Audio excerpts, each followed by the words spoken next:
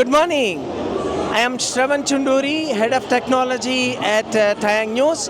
We are here at SNEC 2024, the world's largest solar exhibition being held right now in Shanghai. So we are at the booth of Canadian Solar, and we are going to talk to them what are the most important products they are promoting at this show. Could you please introduce yourself and tell us what's happening? Thank you. This is Max Ma. So I'm in charge of global product promotion from Canadian Solar. So this is our latest product, heterojunction solar module. So the power is up to 735 watts, so among the highest commercially available product in the world. And the efficiency is 23.7%, and the beneficiality is 90%.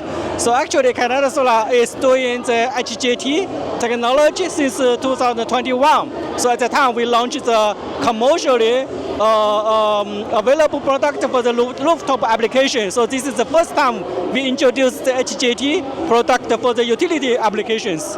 Yeah, thank you. So when the product will be available commercially? It will be available from Q3 this year. Thank you. And do you have any TopCon product also? Yes. So this is our TopCon product. So this is 600 watts, and with the standard size 2278 times 1134. So this is really good for the commercial and the industrial rooftop application, and also for the mountain applications, things like that. Yeah.